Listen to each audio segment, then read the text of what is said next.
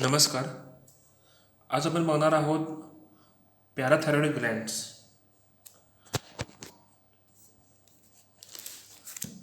मानवी शरीरामध्ये टोटल 4 अशा ह्या ग्लँड्स असतात, which are located immediately behind the thyroid gland at the upper and lower poles.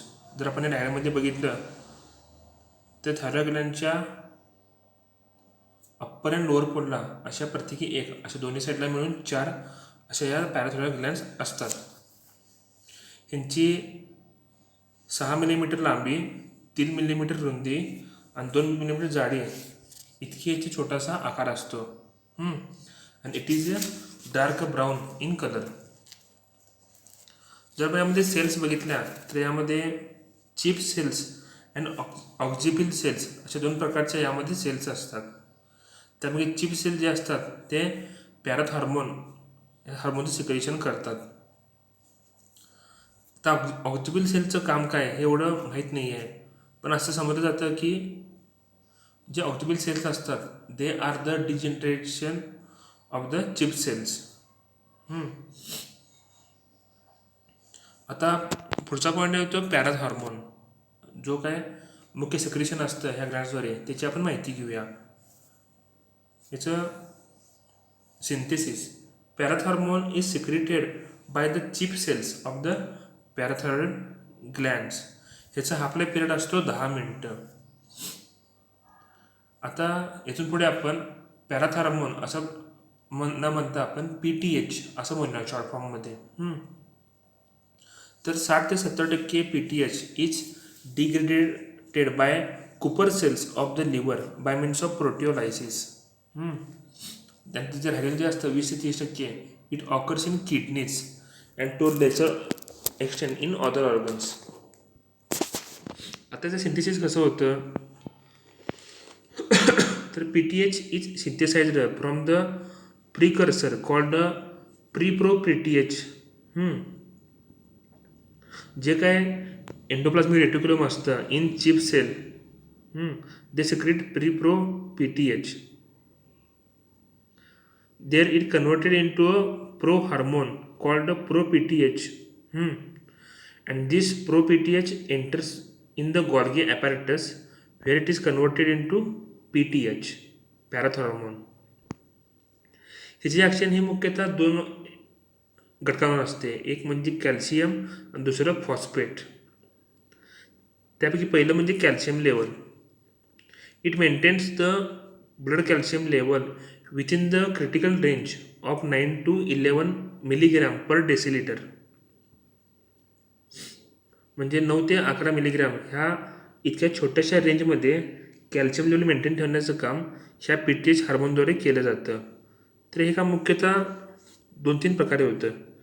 एक म्हणजे PTH जेव्हा सिक्रेट होतो it increases resorption of calcium from the bones. म्हणजे बोन्समधून कॅल्शियम बाहेर काढणं आणि प्लाझ्मामध्ये आणणं, किंवा reabsorption of calcium from renal tubules. Renal ट्युब्युल्समध्ये जे कॅल्शियम आयन असतात त्याचे ॲब्सॉर्प्शन करणं आणि absorption of calcium from the GI tract. GI ट्रॅक्टमधून जे कॅल्शियम आयन असतं त्यांचे ॲब्सॉर्प्शन करणं हे काम ह्यामध्ये केलं जातं. दुसरं असते ऑन ब्लड फॉस्फेट लेवल. तर PTH decreases the blood level of phosphate. It stimulates resorption of phosphate from bone and increases it urinary excretion. म्हणजे बोन्समधून फॉस्फेटचं ॲब्सॉर्प्शन करणं आणि युरिनद्वारे बाहेर एक्सक्रेशन करणं हेच मुख्य काम केलं जातं. It also increases the absorption of phosphate from GIT through calcitriol. हेच काम असतं. आता आपण स्पेसिफिक बघूया ह्या हार्मोनचं की बोनवर, किडनीवर आणि GITवर काय काय जी कामं असतात. त्याला पहिला येते बोनवर. तर PTH stimulates osteoclastic activity in the bone. ते बोन बघताना त्याची आपण डिटेलमध्ये माहिती घेऊया. It causes resorption of calcium from the bones by stimulating both osteoblasts and osteoclasts of the bone. आता हे 2 ह्याच्यामध्ये होतं. पहिली असते ते रॅपिड फेज आणि second is slow phase. Rapid फेजमध्ये काय It occurs within minutes after the release of PTH from glands. त्यानंतर जेव्हा ही PTH जेव्हा बोनपर्यंत पोहोचतात, it gets attached with the receptors of the cell membrane of osteoblasts and osteocytes, and there is a formation of hormone receptor complex which increases the permeability of the membrane of these cells for calcium ion. So calcium ion are moved from the cells into the blood at a faster rate. दुसरे असते ते slow phase. तर ह्यामध्ये तिसरा घटक जो असतो ऑस्टिओक्लास्ट ह्यांना ॲक्टिवेट केलं जातं. आता these osteoclast cell are large phagocytic multinucleated cells.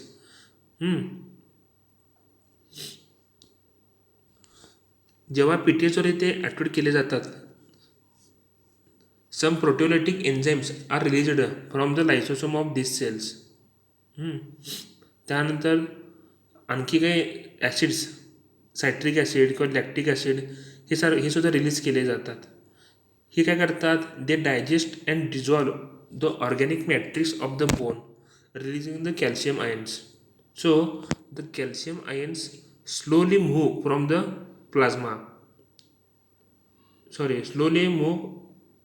into the plasma. Thus PTH releases calcium from bone by activating the osteoclasts. अशा प्रकारे पहिल्या रॅपिड फेजमध्ये आणि स्लो फेजमध्ये बोन्समधून कॅल्शियमचं प्लाझ्माकडे मुवमेंट अशी केली जाते. The next is on the kidneys. आता हे जे PTH जे असतं, it also increases phosphate absorption from the bones. हे पण यामध्ये काम केलं जातं. The next is on the kidneys.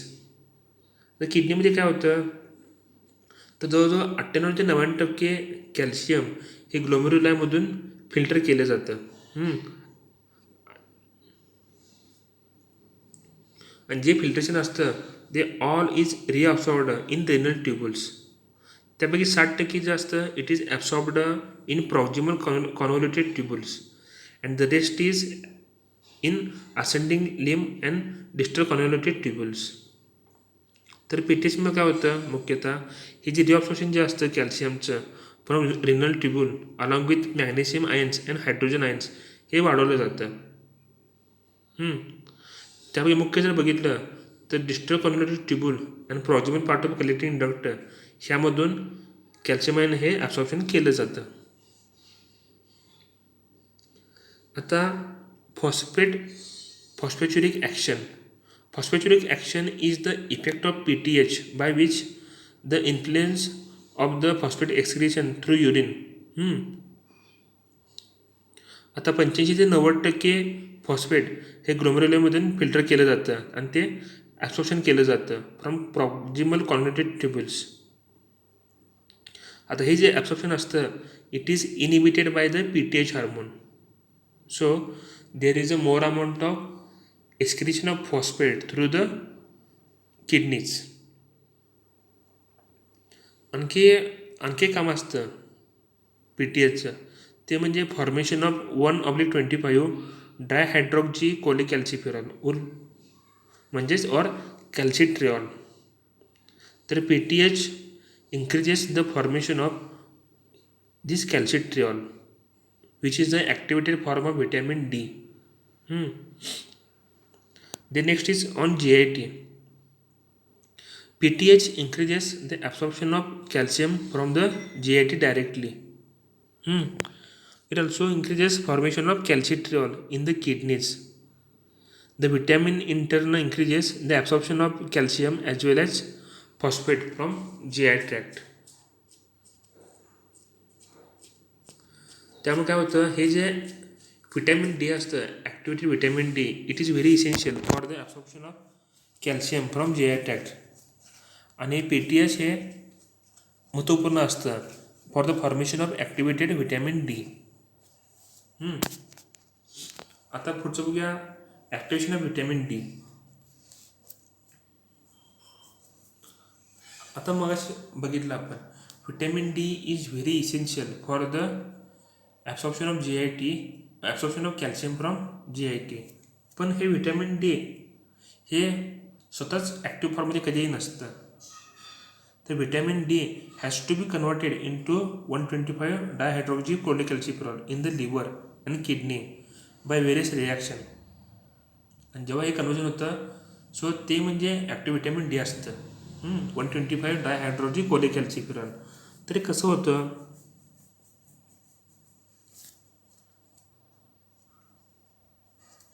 तर व्हिटॅमिन डीचे अनेक फॉर्म असतात. त्यामुळे सगळ्यात ॲक्टिव्ह फॉर्म म्हणजे व्हिटॅमिन D3 ऑर कोलेकॅल्सिफेरॉल. तर vitamin D3 is synthesised in the skin from 7-dehydrocholesterol by the action of ultraviolet rays from the sunlight. It is also obtained from dietary source. आता मध्ये मुख्यतः 2 stages असतात. एक म्हणजे काय, तर cholecalciferol vitamin D3 is converted into 25 dihydroxy cholecalciferol in the liver. तर बघू शकतो आपण हे डाव्या साईडला लोकेशन दिलं आहे, स्किन, लिव्हर, किडनीज, इंटेस्टाईन. आता मागाशी बघितलं आपण तर 7-dehydrocholesterol जे असतं त्याचं कोलेकॅल्सिफेरॉलमध्ये कन्वर्जन होतं in the presence of sunlight, ही माहिती बघितली. त्या पुढं असतं कन्वर्जन ऑफ इट इंटू कोलेकॅल्सिफेरॉल,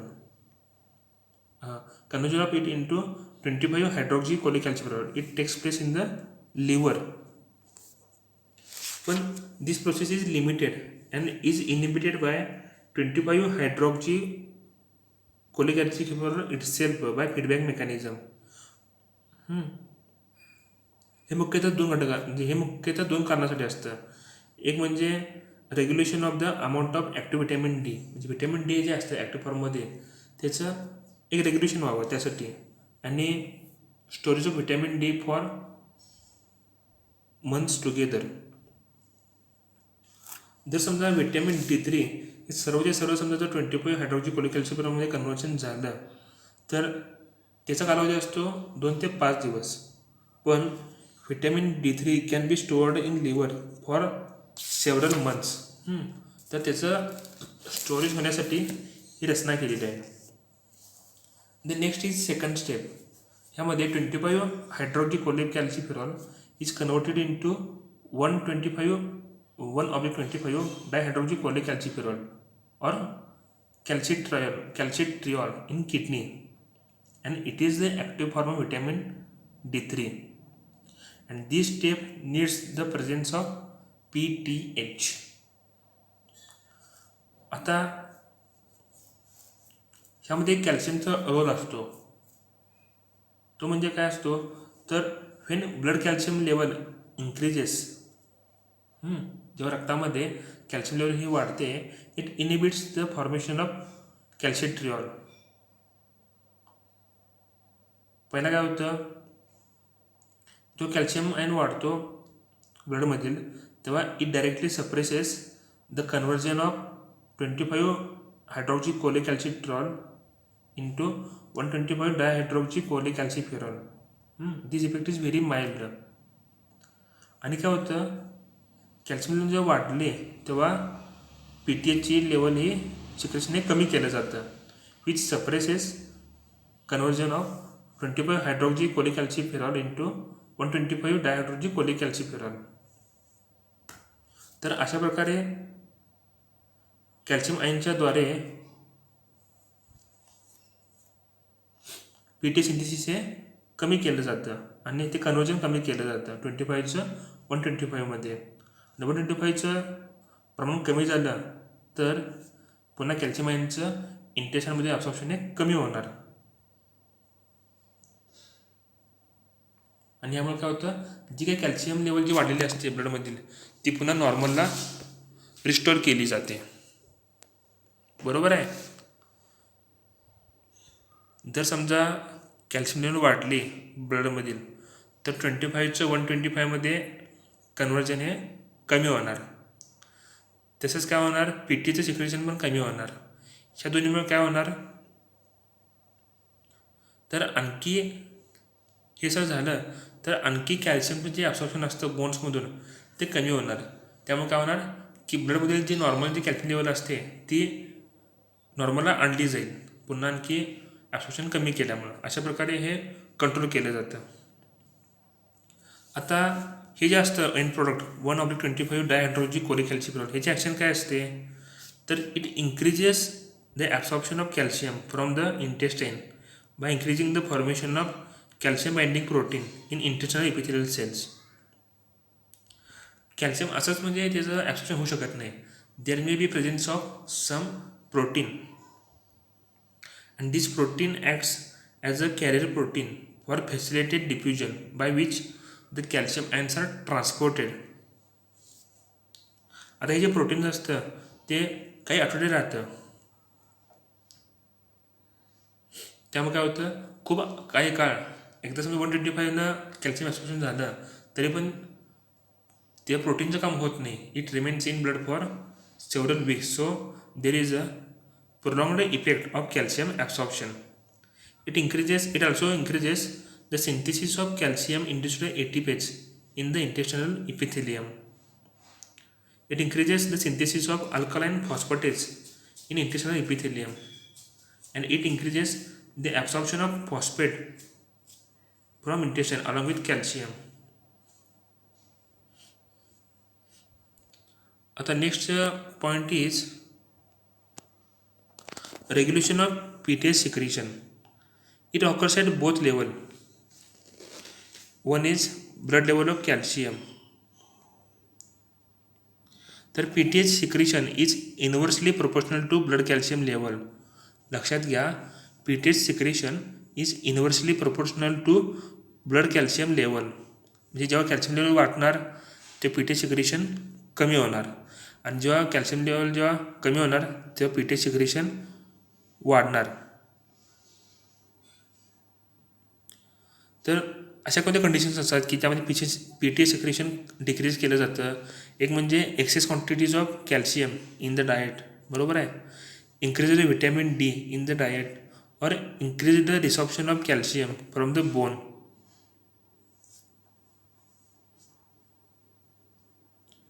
किंवा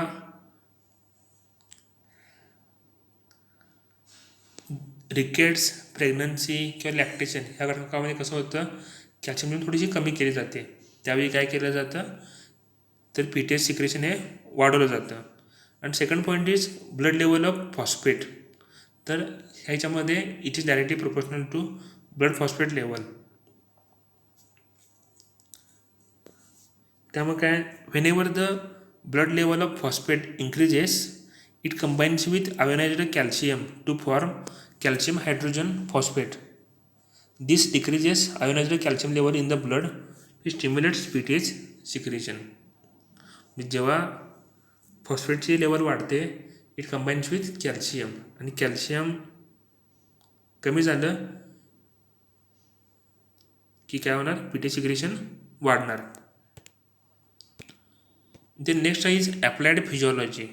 आता यामध्ये मुख्य दोन असतात, एक म्हणजे हायपोपॅराथायरॉइडिझम आणि दुसरं म्हणजे हायपर पॅराथायरॉइडिझम. त्यामध्ये हायपो म्हणजे जे काय असतं तर हायपोकॅल्शियमिया असतं, बरोबर आहे. जेव्हा हायपोपॅराथायरॉइडिझम होतं इट लीड्स टू हायपोकॅल्शियमिया. यात हायपो कशामुळे होतं, एक तर म्हणजे सर्जिकल रिमूव्हल ऑफ ग्लँड, त्याला म्हणतात पॅराथायरॉइडेक्टॉमी, किंवा removal of पॅराथायरॉइड glands during surgical removal of thyroid Gland, किंवा ऑटोइम्युन डिसीज, किंवा जे काही PTHचे रिसेप्टर्स जे असतात टार्गेट सेल्सवर ते समजा कमी असेल, ह्या कसं होणार PTH हार्मोन लेवल बरोबर आहे पण रिसेप्टर्स नसल्यामुळे त्याचा काहीही उपयोग नसणार. This condition is called as pseudo hypoparathyroidism. ह्यात कंडिशन असतात हायपोकॅल्शिमिया अँड टिटॅनी. तर हायपोपॅराथायरॉइडिझममुळे काय होतं हायपोकॅल्शिमिया होतं by decreasing the resorption of calcium from bone. आपण बघितले PTH काय करतं तर बोन्समधून कॅल्शियमचं ॲब्सॉर्प्शन करतं. आता PTH कमी आहे त्यामुळे काय होणार बोन्समधून कॅल्शियमचं ॲब्सॉर्प्शन होणार नाही, त्यामुळे काय होणार ब्लडमधील कॅल्शियम लेवलही कमी होणार. It causes neuromuscular hyperexcitability resulting in hypocalcemic tetany. Normally, tetany occurs when plasma calcium level falls below 6 milligram per deciliter. त्याची नॉर्मल व्हॅल्यू असते 9.4 मिलीग्रॅम पर डेसिलिटर. आता हायपोकॅल्शियम टिटॅनी म्हणजे काय असतं? It is a hyper excitability of nerves and skeletal muscles resulting in painful muscular spasm particularly in feet and hand. की जेव्हा बोन्समधील calcium level जेव्हा ब्लडमधील calcium level कमी होते तेव्हा काही काही नर्व्स आणि काही स्केलेटल मसल्सचं हायपर एक्साइटेबिलिटी होते आणि त्यामुळे काय होतं, पेनफुल असं स्पाझम होतं, मस्क्युलर स्पाझम होतं, मुख्यतः हात आणि पायामधील. आता याची काही लक्षणं असतात. एक म्हणजे हायपर रिफ्लेक्सिया अँड कन्व्हल्जन. यात कसं असतं, त्यामध्ये over active reflex action and convulsive muscular contraction असतात. दुसरं म्हणजे carpopedal spasm. It is a violent and painful muscular contraction in hand and feet that occurs due to hypocalcemia. म्हणजे कसा होतो, तर अंगठा हा आतल्या बाजूला जातो, पुन्हा जी बोटं असतात ती पण कॉन्ट्रॅक्शनमध्ये येतात, आतमध्ये येतात, आणि जी जॉईंट पण ॲबडक्शन होतं. ह्यामध्ये जे होतं, it is called as carpopedal spasm. The next is laryngeal stridor means noisy breathing. म्हणजे जेव्हा लॅरेंजियल जो मसल्स असतो त्याचं जो स्पाझम होतं त्यामुळे काय होतं, तिथे कॅव्हिटी तयार होते, तिथे पोकळी ही लहान होते. लॅरेंजियल स्पाझम म्हणजे काय, involuntary contraction of the laryngeal muscle. त्यामुळे तिथला जी कॅव्हिटी असते ती लहान होते, so it produces sound during breathing. आणखी यामध्ये काय होतं, तर काही कार्डिओव्हास्क्युलर चेंजेस होतात. एक म्हणजे डायलेटेशन ऑफ हार्ट होतं, किंवा अरिथमियाज, हायपोटेन्शन किंवा हार्ट फेल्युअर यासारखी लक्षणे यामध्ये असतात. देन आणखी काय असतं, तर decrease the permeability of cell membrane, dry skin with brittle nails, hair loss, पुन्हा मेंटल रिटार्डेशन आणि डिमेन्शिया इन अडल्ट्स ह्यासारखी लक्षणं असतात. जेव्हा कॅल्शियम लेवल ही 4 मिलीग्राम पर डेसिलिटरच्या खाली जाते, इट बिकम्स फॅटल. जी नॉर्मली 9.4 असते ती जेव्हा 6च्या खाली जाते तेव्हा हायपोकॅल्शियम टिटॅनी फॉर्म होतात. पण ही जेव्हा आणखी खाली 4च्या पण खाली जाते, इट बिकम्स फॅटल. तो काय काय कसं होतं, शरीरातील सगळ्या मसलचं स्पाझम होतो, आणि जेव्हा लॅरिंग्स आणि ब्रॉन्कियल मसलचं जेव्हा स्पाझम होतं, it may lead to death. Then next is latent or subclinical tetany. It is a neuromuscular hyperexcitability due to hypocalcemia that develops before the onset of tetany. जे टिटॅनी स्टार्ट होण्यापूर्वी जे लक्षणं असतात ते म्हणजे लॅटंट टिटॅनी. यात कसं असतं, त्यात जनरली एक विकनेस असतो, cramps in feet and hand, ह्या सगळी लक्षणं सुरुवातीला असतात. ह्यामध्ये 3 प्रकारची लक्षणं असतात. एक म्हणजे ट्राउजिओ साईन.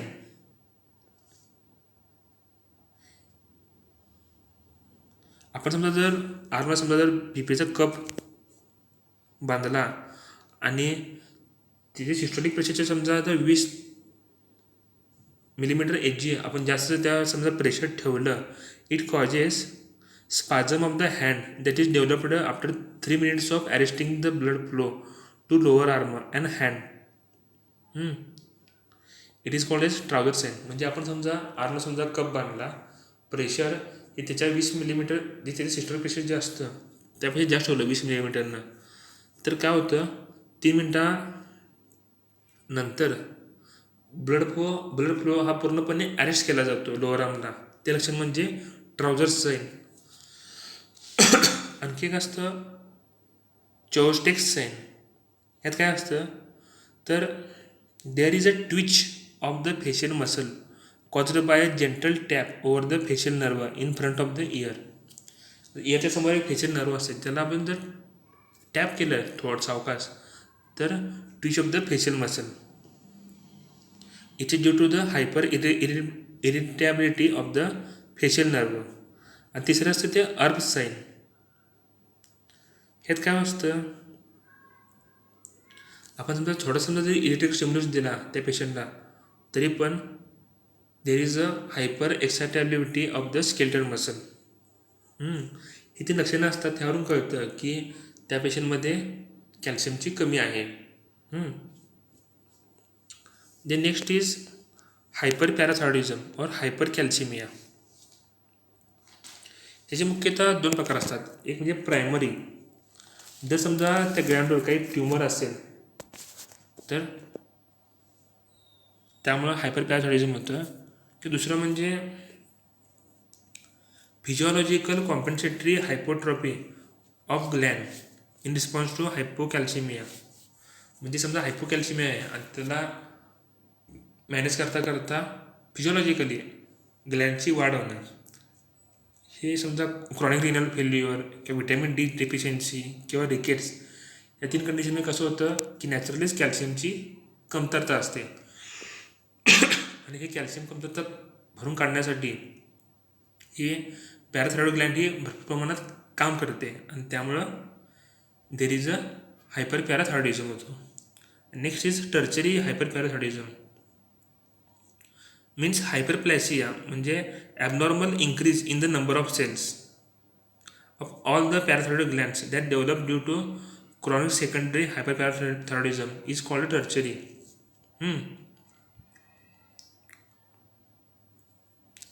म्हणजे कसं होतं, सेकंडरी हायपरपॅराथायरॉइडिझम ही खूप वेळ आहे, खूप दिवस झालं. त्यामुळे काय होतं, ज्या ग्लँड्समध्ये ज्या सेल्स असतात त्यांच्या नंबरही हा ॲबनॉर्मली खूप प्रमाणामध्ये वाढतो. And it develops the tertiary hyperparathyroidism. आता यात मुख्य कंडिशन असते ती म्हणजे हायपर कॅल्शिमिया. हायपर कॅल्शिमिया म्हणजे increase in plasma calcium level. आता मुख्य कॅल्शियमचा सोर्स काय असतो, तर बोन्समधून कॅल्शियम हे ॲब्सॉर्ब करून घेणं. ही जी लक्षणं असतात, depression of the nervous system, sluggishness of the reflex activities, lack of appetite आणि कॉन्स्टिपेशन. आता जेव्हा 12 मिलीग्रॅमपर्यंत जेव्हा कॅल्शियम लेवल वाढते तेव्हा हे डिप्रेसिव्ह इफेक्ट्स हे आपल्याला दिसून येतात. पण जेव्हा समजा हे 15 मिलीग्रॅमपर्यंत जेव्हा वाढते तेव्हा the condition become severe and when it becomes lethal. ते केव्हा होतं की जेव्हा 17 मिलीग्रॅमपर्यंत कॅल्शियम लेवल ही वाढते. आता जे काही परिणाम होतात, एक म्हणजे बोन डिसीजेस म्हणजे ऑस्टिओटिस फायब्रोसा, सिस्टिका ह्यासारखे रोग होतात किंवा पॅराथायरॉइड पॉइझनिंग. यात कसं असतं, जेव्हा 15 मिलीग्रॅमच्या पण वरती कॅल्शियम लेवल वाढते तेव्हा दोन्ही पण कॅल्शियम आणि फॉस्फेट ह्या दोन्हींचं पण प्लाझ्मा लेवल ही वाढलेली असते. So there is a formation of calcium phosphate crystals. ह्यामुळे काय होतं, जेव्हा ह्या दोन्ही क्रिस्टलचे वाढतात तर तेवढ्या मोठ्या प्रमाणामध्ये किडनीद्वारे एक्सक्रिशन होऊ शकत नाही कॅल्शियम आणि प्लाझ्माचं, कॅल्शियम आणि फॉस्फेटचं. त्यामुळं हे क्रिस्टल जे असतात ते किडनीमध्ये डिपॉझिट होतात. किडनीमध्ये, थायरॉइड ग्लँडमध्ये, लंग्सच्या अल्व्होलायमध्ये, गॅस्ट्रिक म्युकोसामध्ये and in the wall of arteries. So there is a dysfunction of this organs. अशा प्रकारे याची हायपर कॅल्शियम हे इतकं धोकादायक असतं. आता जे असतात पॅराथायरॉइड ग्लँड जे असतात ते आपण ते फंक्शन टेस्ट ते कशी करणार. एक म्हणजे measurement of blood calcium level किंवा मागाशी जे आपण 3 साईन बघितले, चॉवस्टेक साईन, ट्राउझर साईन, त्या साईनवरून काय करणार आपण, तर हायपोकॅल्शिमिया आहे का, हायपोपॅराथायरॉइडिझम आहे का हे आपण टेस्ट करणार. The next point is calcitonin. आपण बघितले calcitonin is secreted by parafollicular cells or clear cells or C cells situated among the follicles in thyroid gland. मागच्या वेळी आपण त्याची माहिती बघितली, बरोबर आहे. तर ह्याचा आपला पिरियड असतो 5 ते 10 मिनटं आणि याची नॉर्मल लेवल असते 1 to 2 nanogram per decilitre and it is degraded and excreted by liver and kidney. याची ॲक्शन काय असते? पहिले असते ऑन ब्लड कॅल्शियम लेवल.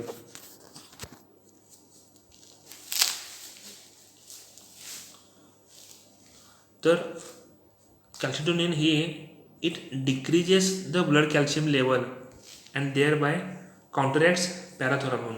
म्हणजे पॅराथॉर्मोन PTH आणि ह्याची ॲक्शन ही टोटली अपोजिट आहे. PTH ही कॅल्शियम लेवल वाढवतं, तर कॅल्शिटोनिन हे कॅल्शियम लेवल कमी करतं. हे करतं एकतर म्हणजे बोन्सच्या माध्यमातून. कसं करतं? याची ॲक्शन असते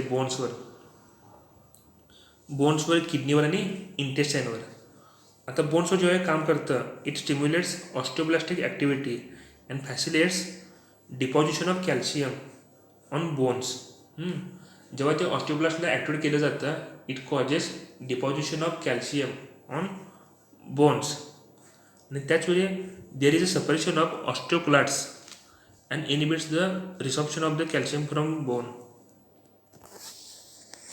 म्हणजे काय थोडक्यात, तर कॅल्शियमचं ॲब्सॉर्प्शन टोटली थांबवलं जातं आणि कॅल्शियमचं डिपॉझिशन बोन्सवर हे वाढवलं जातं. यामुळे काय होतं, तर कॅल्शियम लेवल ही ब्लडमधील कमी होते. किडनीमध्ये कसं काम करतं, तर it increases the excretion of calcium through urine by inhibiting the reabsorption of calcium from the renal tubule. आणि इंटेस्टाईनमध्ये कसं होतं, तर it prevents the absorption of calcium from intestine into the blood. म्हणजे ॲब्सॉर्प्शन प्रिव्हेंट करून blood calcium level ही कमी केली जाते. The next is on blood phosphate level.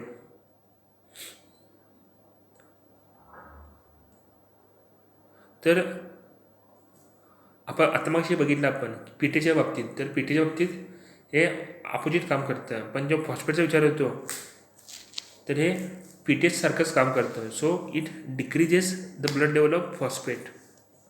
त्यापैकी बोन्सवर काम करताना it inhibits the resorption of phosphate from bones and stimulates deposition of phosphate on bone. म्हणजे फॉस्फेटचं बोन्समधील ॲब्सॉर्प्शन पूर्णपणे कमी करतं आणि त्यावर डिपॉझिशन वाढवतं. त्यामुळे ब्लडमधील फॉस्फेट लेवल ही कमी केली जाते.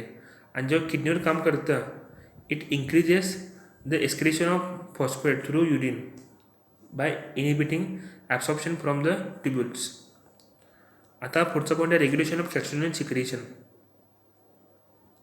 तर high calcium content in plasma stimulates the calcium secretion through calcium receptor in parafollicular cells.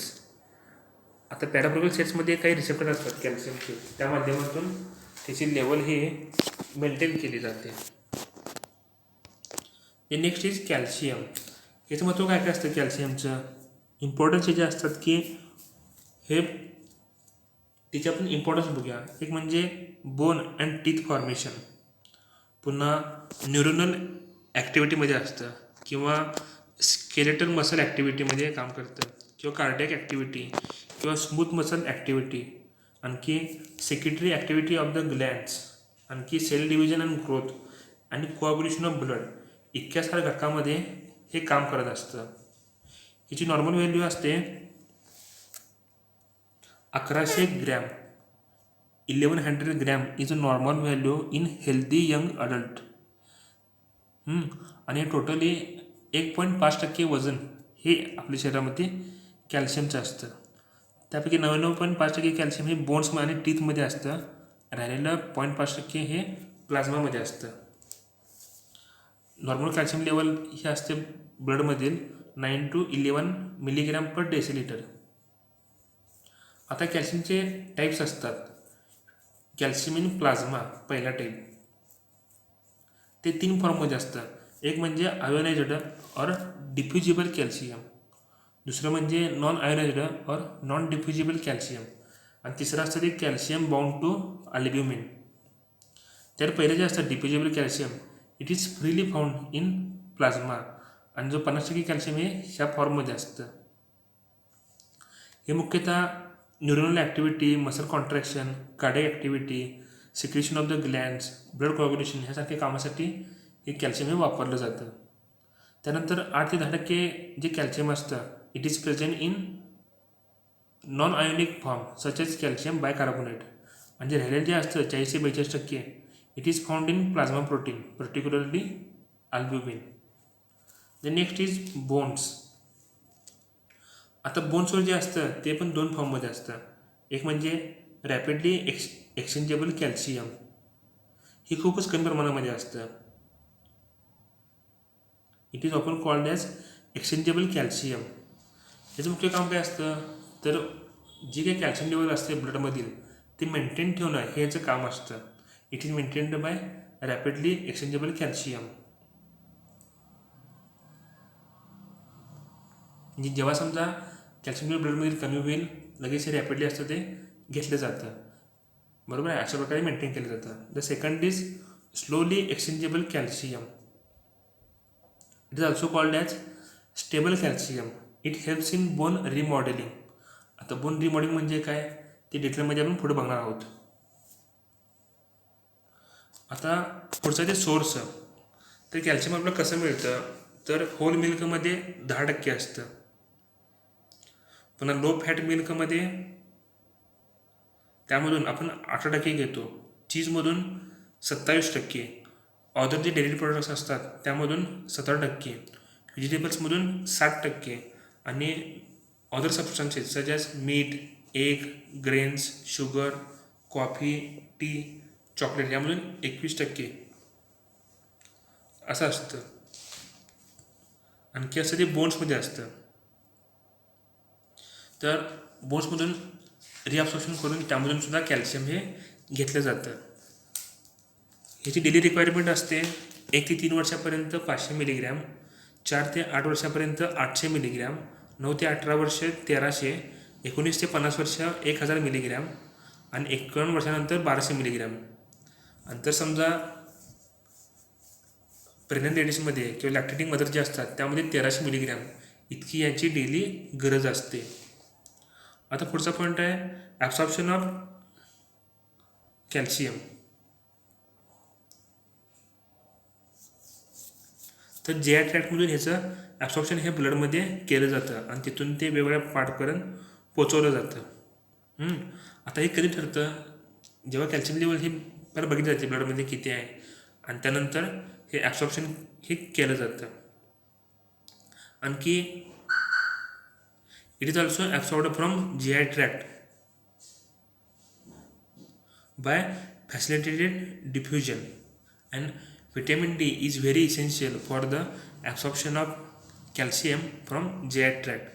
याचं एक्सक्रिशन होतं किडनीद्वारे. तर भरपूर प्रमाणामध्ये calcium it is filtered in the glomerulus. त्यापैकी 98-99% कॅल्शियम पुन्हा रिअब्सॉर्ब केलं जातं फ्रॉम रेनल ट्युब्युल्स आणि खूपच स्मॉल क्वांटिटी हे युरिनद्वारे एक्सक्रीट केलं जातं.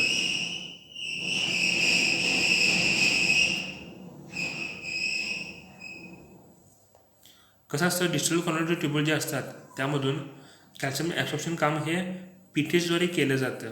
आणि in correcting duct vitamin D increases the reabsorption of calcitonin reabsorption and calcitonin decreases absorption. म्हणजे हे डिस्टल कॉर्नरी ट्युब्युल जे असतात त्यामधून PTH आणि कलेक्टिंग डक्टमधून व्हिटॅमिन D हे कॅल्शियम ॲब्सॉर्प्शन हे इन्क्रीज करतं. आता पुढचा पॉईंट आहे regulation of blood calcium level. हे मुख्यतः केलं जातं 5 हार्मोनद्वारे. त्यापैकी जे पॅराथार्मोन जे असतं त्यामधून कॅल्शियम लेवल ही वाढवली जाते. पुन्हा कॅल्शिट्रिऑल असतं it is from kidneys it increases blood calcium level. आणि growth hormone from anterior pituitary it also increases blood calcium level. हे कसं होतं तर पॅराथार्मोन जे असतं it increases blood calcium level by mobilising calcium from bone. तर बोनमधून कॅल्शियमचे absorption करतं त्याद्वारे कॅल्शियम लेवल ही वाढवली जाते. आता तर कॅल्शिट्रॉल जे असतं it is from kidney. It is a active form of vitamin D3. It increases the calcium level by absorption of calcium from small intestine. आणि लास्ट इज ग्रोथ हार्मोन. तर हे पण काय करतं तर इंटेस्टाईनमधून कॅल्शियम ॲब्सॉर्ब करतं आणि त्याद्वारे कॅल्शियम लेवल हे वाढवतं. आता जेव्हा कॅल्शियम लेवल ही वाढलेली असते तेव्हा ते कमी करणं गरजेचं असतं. तर ते केलं जातं कॅल्शिटोनिनच्या माध्यमातून. It is secreted by thyroid gland. It decreases the calcium level by decreasing bone reabsorption. म्हणजे बोन्समधून कॅल्शियम हे रिॲक्शन पूर्ण बंद करून कॅल्शियम लेवल ही कमी केली जाते. तर दुसरं असतं ते कॉर्टिसॉल किंवा glucocorticoids. They are from adrenal cortex. They causes decrease in blood calcium level by inhibiting intestinal absorption and increasing the renal excretion of calcium. म्हणजे इंटेस्टाईनमधून ॲब्सॉर्प्शन कमी करायचं आणि किडनीद्वारे एक्सक्रेशन वाढवायचं. या दोन घटकाद्वारे ब्लड कॅल्शियम लेवल ही कमी केली जाते. थँक्यू.